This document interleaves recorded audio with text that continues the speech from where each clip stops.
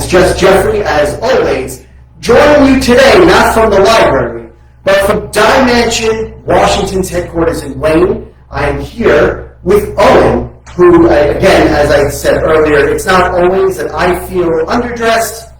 Well done, Owen. Oh, thank you kindly. So I am going to turn this over to Owen, who is going to give us a tour of the kitchen of Dey Mansion. So Owen, Little Falls meet Owen, Owen meet Little Falls. Take it away.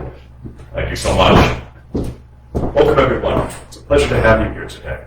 So I'm just going to be going over some of the various different pieces of the kitchen that you might see during this time, and just trying to point out, I guess, how they might differ from the average one that you might be more familiar with in your home today.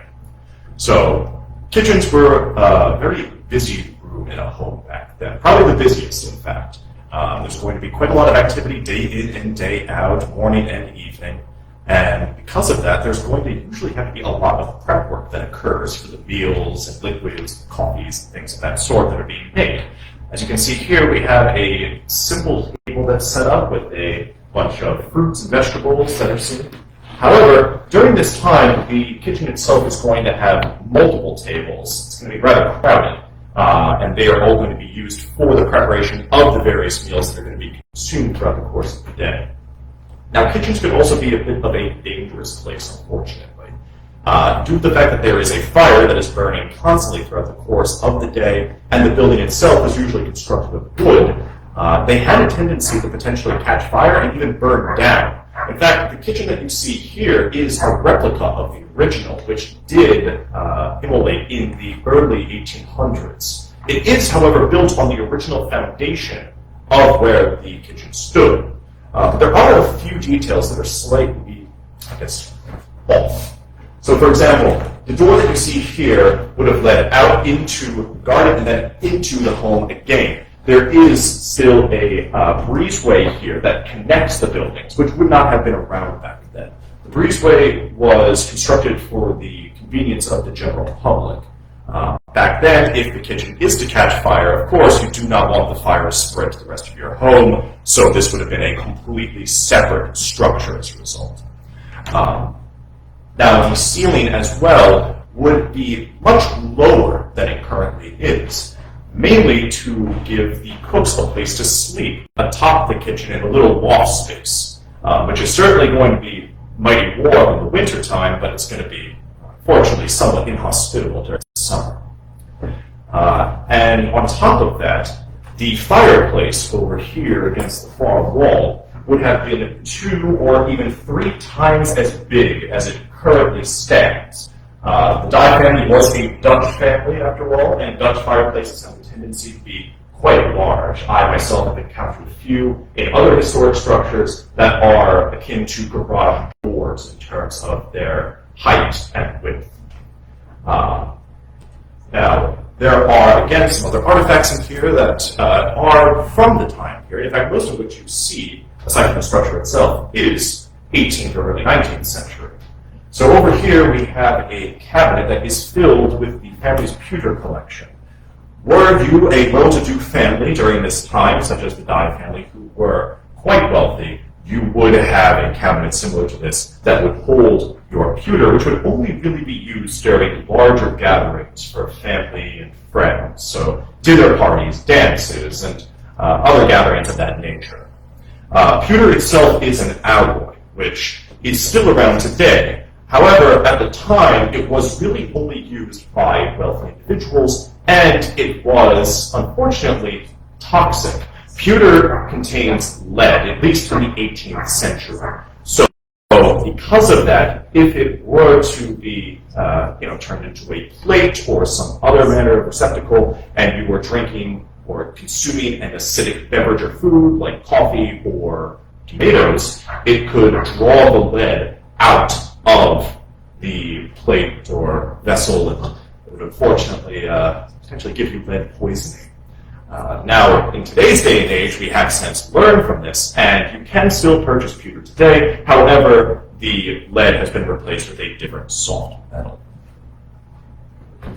Now behind me here, you have some objects that would also be used in cooking. You have various crocks, as they're known, crock pots, and jugs and other assorted items that can be used for draining foods or making cheeses and things of that sort. Storing liquids that would be used in cooking, as demonstrated here with this very large bottle containing what most likely would have been Madeira wine.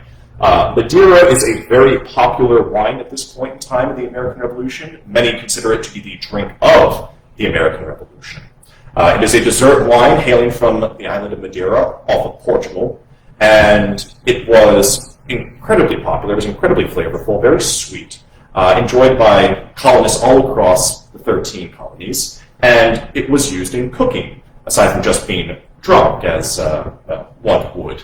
So this is most likely referred to as rainwater. Rainwater is a type of Madeira wine that has already had spices and other ingredients mixed into it for use in cooking to create dishes like Madeira chicken. On top of that, you also have your mortar and pestle here, which would have been used for grinding up things like your spices and other items that you may have drawn from the garden that stood just outside the kitchen. The Dey family themselves were wealthy farmers. They owned 600 acres of land here in the Preakness Valley, 300 of which were converted into farmland to grow cash crops.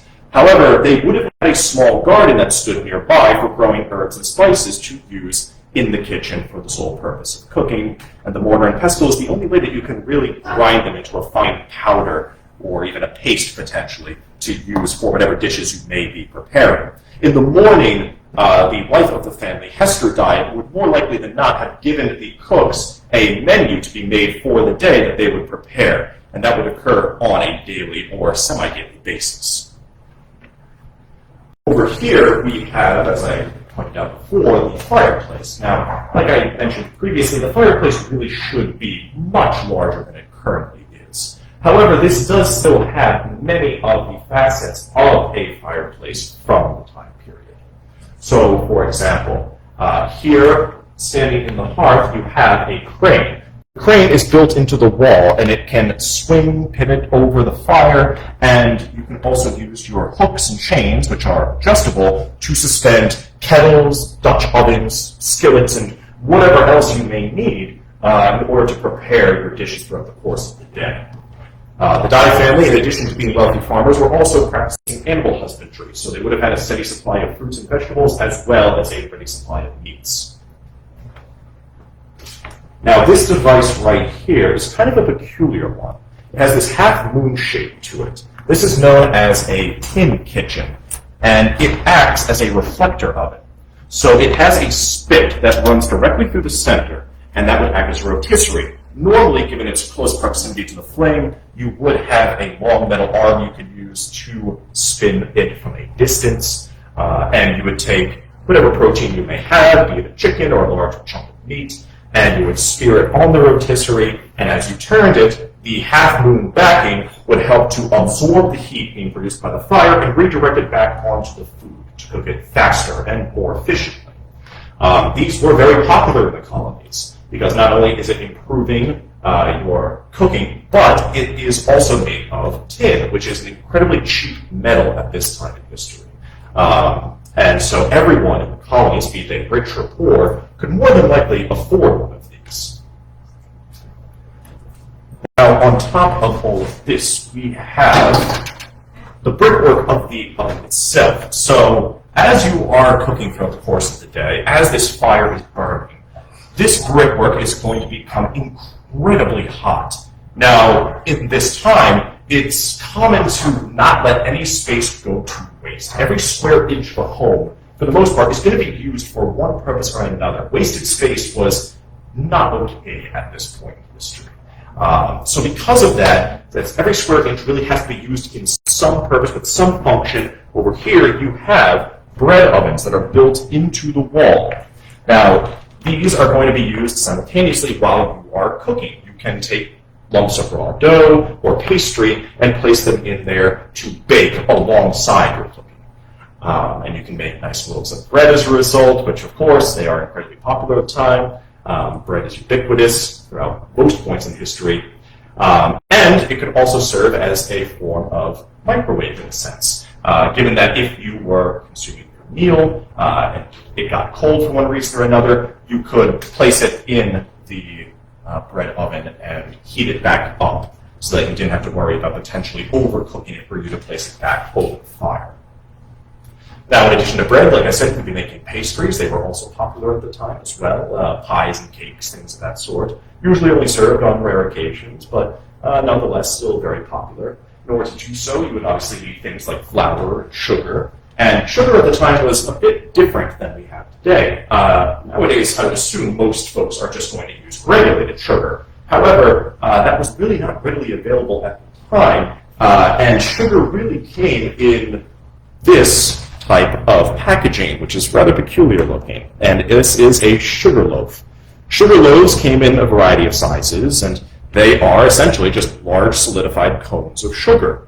What you would do is that you would take something like you take your sugar snips here, these small little, almost like pliers, and cut small pieces of the sugar off, depending how much you needed for your cooking, your baking, or if you were just dropping it in your tea or coffee.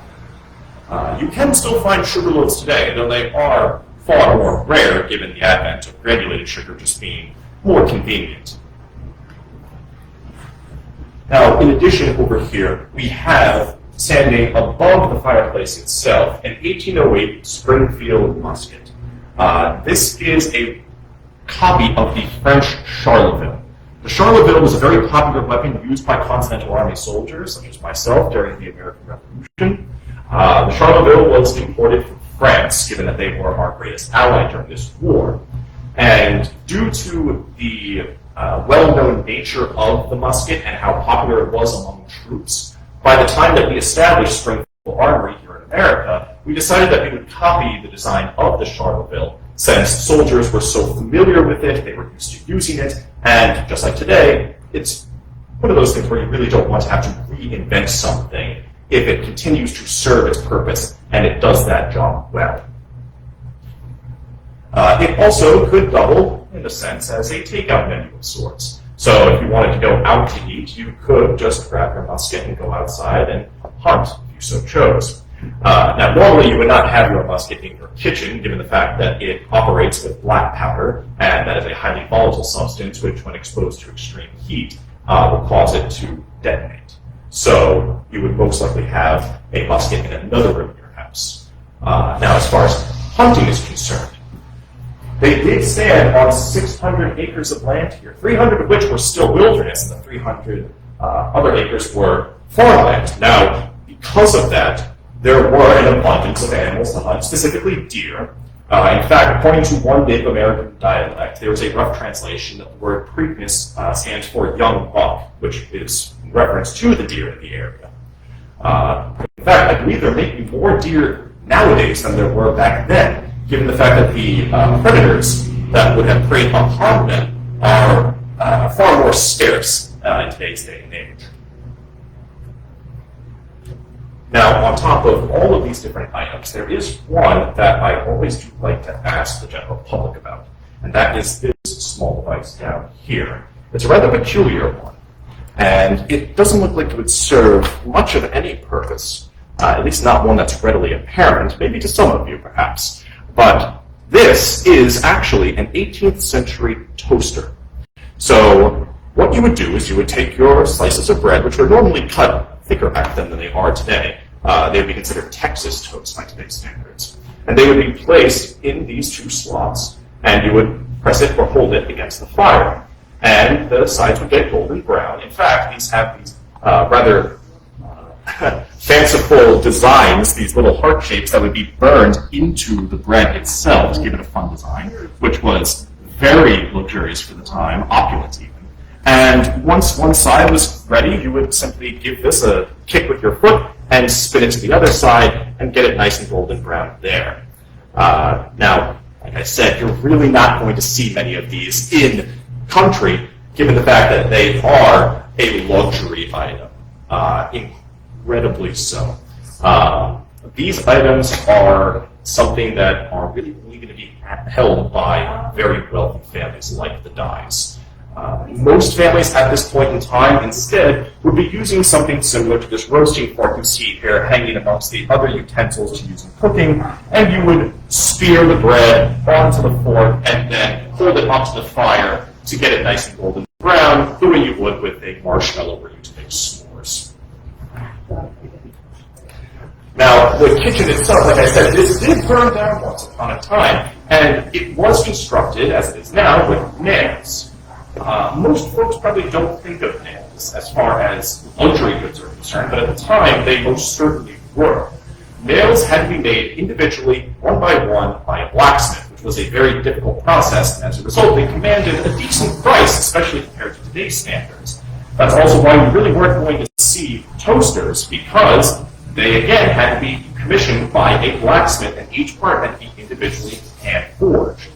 So, at this point in time in history, if you were to, say, move from one location to another, and your current house had been constructed with the use of nails, you would pull your furniture out of the home, everything you wanted to preserve, and before moving to your new home, you would burn your house down and collect the nails from the ashes, because you did not want to run the risk of potentially damaging these nails, which you paid a pretty penny for, were you to instead try and extract them from the wood manually. That should give you an idea of how things have changed over the years. Back then, wood was unbelievably inexpensive. Nails were very much the opposite. However, today, the tables have turned, and lumber is expensive, and nails are a dime a dozen.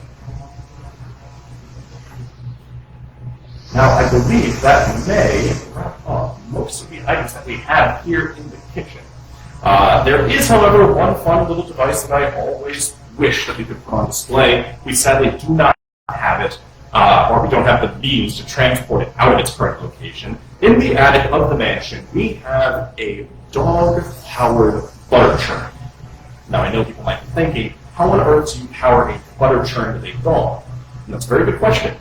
The device itself is similar to a wooden treadmill, almost like the tread of a tractor or tank nowadays that you might see, or a bulldozer. It has wheels that support it, and there is a wooden frame that it is contained within with railings on 3 sides. It slopes gently upwards towards the front, and on one side there is a much larger wheel attached to the side with a piston.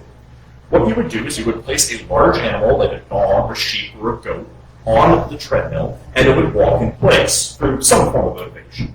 And as it walked, that big wheel on the side would turn, it would pump that piston, which fed into a closed trough containing milk, and in doing so, it would churn that milk into butter. This was a fantastic way to get animals exercise, especially in the wintertime if you were not able to take them out to their pasture. Or you could potentially use your children for this as well if they needed to get some exercise themselves, or you didn't have animals available. But it really does speak to the innovative nature of the time period. Despite the fact that we might think these methods primitive, it really is just the ingenuity of the colonists at the time on full display. Aside from that, however, I believe that is, or the extent of, most of what we have here in this one singular room of the Dey Mansion. However, this is a mansion, and there are plenty more rooms to explore. I do hope that you will join me again at some point in the hopefully near future, so we might discuss those other rooms and their various objects and the role they played during the stay of General Washington at greater length. Thank you so much. Hello. You back on? I believe so. Oh, yes. We want to thank you very much for your time. Oh, it's my pleasure. And we hope that everybody enjoyed the first installment of our Historic New Jersey series. And we're going to be back here next month. Marvelous. Are you ready for us next month? Most definitely. So we hope you all tune in. And we look forward to bringing you more wonderful historic sites like Dey Mansion. Take care, Wolf.